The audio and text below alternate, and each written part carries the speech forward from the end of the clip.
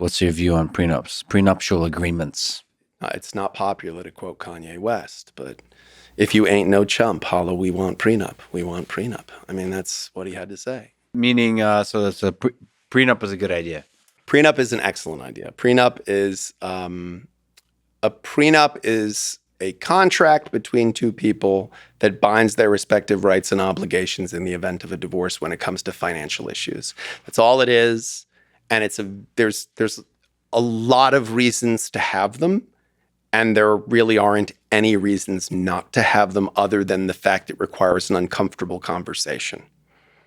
So, I mean, there's a few questions here. First, do they work legally in general? Yes. If they are crafted correctly, which is not that hard to do for a lawyer to do. I'm saying for a lawyer to do, because with the internet, everybody thinks, why would I spend $1,000? I can just Google prenuptial agreement and I can get one, and then that is a bad idea. Like it is like a will. Like if you're going to have a document that binds your rights at that level, it's worth, like the most expensive prenup I've ever done was like $3,000.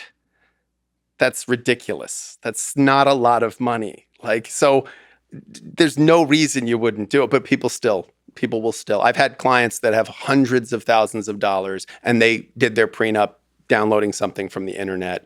And because of some imperfection, it doesn't have the right, what's called acknowledgement, which is the section where the notary signs. And it has to say that it was duly sworn before this person on this date. And if it doesn't have that, it's invalid. It's not binding. So there are weird technicalities. But yeah, prenups are binding. As long as there's been some minimal asset disclosure, which is easily done in a prenup, and as long as there's not a language deficiency, meaning that the person who is reading it understands English to the level that they understand what they're signing. And if they don't, that at least they've acknowledged in their native language that there is some opportunity for this to be translated for them.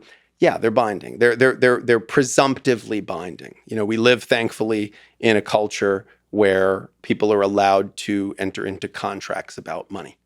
What are some prenups that you've seen that can be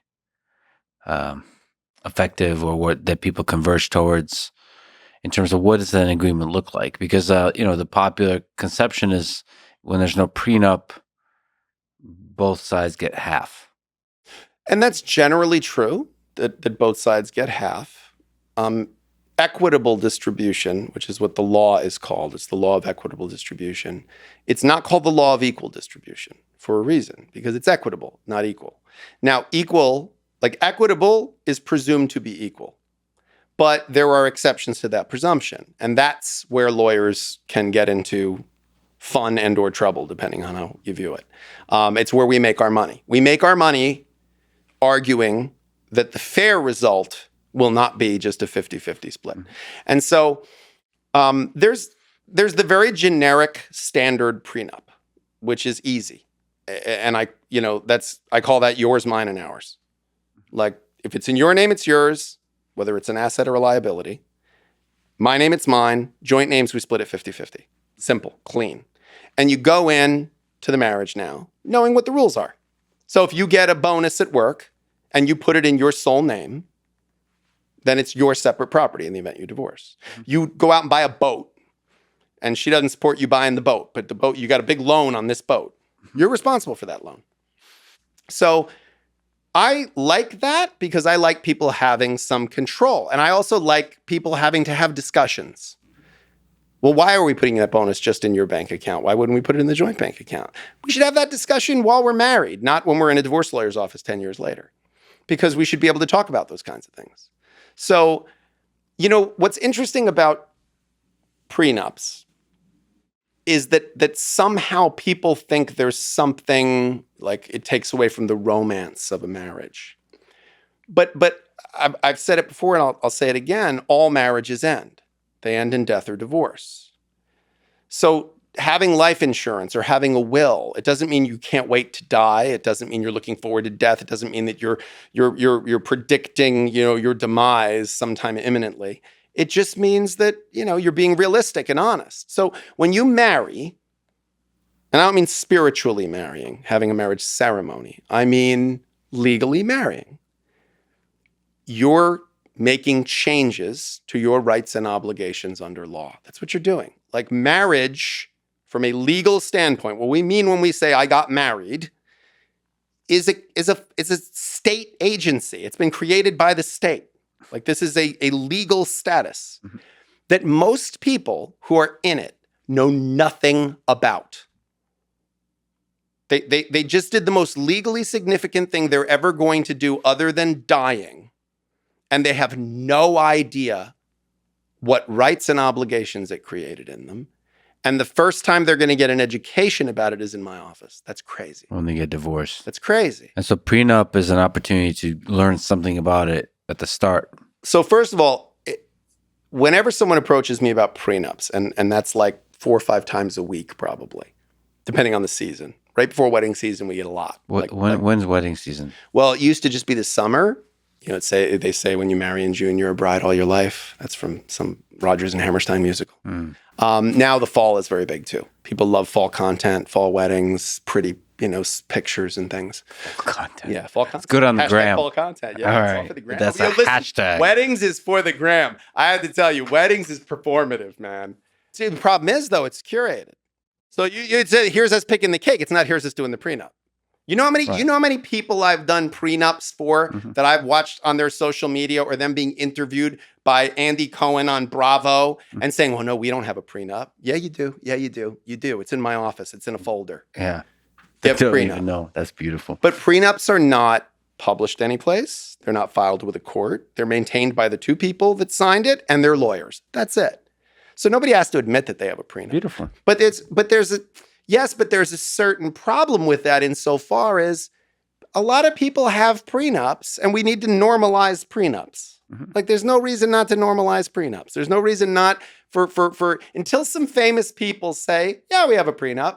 We're crazy about each other. That's why we're getting married, But yeah, look, we're getting, I don't want to get a car accident, but I got a seatbelt, like you have it just in case. And what do you do if you're running a company? Like, what does that have to do with a prenup? You're running a $100 billion or $1 trillion company, Jeff Bezos. I suppose his marriage was before Amazon. Yeah, his was before it was anything. But like, how does that work in a prenup? Like, no, actually, it's the same. I mean, what you're doing with a prenup is you're identifying how things will be classified in advance. So you're creating a set of rules, and then you both can function under those rules during the marriage. So for a brief time, I taught a family law drafting class at a law school. And when we would do separation agreements and we would do pleadings, it was lots of fun. When we would do prenups, I would say to the students, what's the main thing you need when you're doing a prenup? And they would say, well, you need asset disclosure. And I'd say, well, that's not the main thing. And they'd say, well, you need, technical language. I'd say, nope. The main thing you need is a crystal ball. The main thing you need is the ability to see what's going to happen in the future. Who's going to have money, who's not, who's going to be successful, who isn't, what people will inherit. Problem is, we don't have that. We don't have that. So what can we do? We can create tranches. We can create structures. We can create systems. And then people can live with those in mind. You enter the game knowing the rules, right? So if this is going to be a submission-only event. If this is going to be no time limit. If we're after a certain number of minutes, we're going into points now, okay? So I can work with that rule set, and I'm going to amend my game based on that rule set.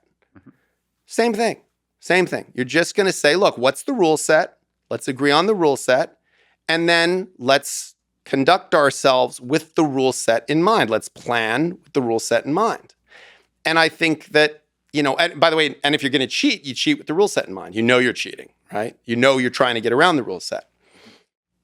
So prenups are, when I do a consult for a prenup, the first thing I do is here's what's going to happen legally if you marry without a prenup. Here's what happens to your rights and obligations. Then what we can change with that, there's almost no limit. You can amend anything you want to. The example I always give is there was a case that went up to the appellate court where a high net worth guy married a very beautiful woman, And there was a provision in the prenuptial agreement that said for every 10 pounds she gained during the marriage, she would lose $10,000 a month in alimony if they divorced. And here's her baseline weight as of the time of execution of this agreement. And I wondered if she was did what a wrestler does. Like, did she did she bulk up right before and then cut when she eventually got divorced? Like, is she in there sauna, with the suit on? But the appellate court essentially said, I don't know why you married this person, having had them make you sign this, but it's binding. Yeah. But it's binding. I wish somebody would do a contract like that. Like the rent for this place would be more expensive if I was fatter and cheaper if I was skinnier, and that way I would have to weigh in. Weigh in on it. Motivation, keep, some motivation on you. Yeah, exactly. That kind of prenup is motivating. Well, what's his name? I think Tim Ferriss says that about how he does he said you should make bets with people. It's like if you gain this much, I got to give you this amount of money, I think he says that in one of his early books. And try to make it binding somehow, which is tough. Yeah. I think when we create incentives of that kind, that's why there was the no nut November, no shave November, sober, all this. Yeah. It was a competition. When people make a competition of something, they gamify something. It makes it something that people are more likely to stick with. So, I guess a prenup be interesting. The problem is there's also people put in prenups what's called fidelity clauses. Uh-oh. Yeah. Yeah. Fidelity clauses, people still do these. I discourage people from doing them. They're the two things that people put in prenups that I discourage people from putting in prenups, but very often people still put in prenups, even with my caveat, is fidelity clauses and sunset clauses. Mm-hmm. So fidelity clauses is, I'm waiving alimony, I'm waiving this, I'm waiving that, but if you cheat, I get $1 million, or I get this much alimony, or I get this amount.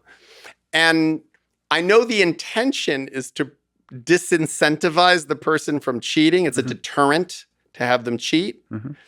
But all it really does is just creates an interesting legal battle for lawyers. How did you prove that they cheated or not? Oh, right. Because what constitutes cheating also? Right. Right. Is an emotional affair an affair? Is oral sex cheating? Is, what is, and by the way, how do you prove it? Yeah. I was in a hotel with her, but how do you prove that I had sex with her? And it's very, very, you're opening a can of worms with that kind of a thing, but people sometimes still put them in. And sunset clauses. Sunset clauses is if we're married X period of time, this goes away as if it never existed. And why is that a bad idea? The same reason the community property law in California is a bad idea. So the community property law is after a certain number of years, I think it's 7, everything, including your premarital property, all becomes marital property. And the idea of that was supposed to be that if you've been married that number of years, you're in enough of a serious relationship now that everything is one unit, you're one person. What it actually does is creates a very uncomfortable thought experiment that people have to have at the 6-year mark. Because you have to, now the honeymoon's kind of over, you might have a kid or two, and you go, okay, wait a minute. Am I so happy in this relationship that I'm willing to take all of my premarital assets and throw them in the pot right now? Because if not, I got 6 months to get divorced. Yeah. And that's not, so if you say to someone, if you got married tomorrow and then you found a company that's worth $100 million and under your prenup, that's your separate property. But there's a sunset clause that says that your prenup goes out the window in 15 years. Man, at year 14 and 6 months, you got to ask yourself some serious questions about where's this relationship going to be in 5-10 years. That's brilliant. And that's why, kids, you pay for a lawyer. That's it. We get paid to see around corners, I get paid to be paranoid. I tell people that all the time.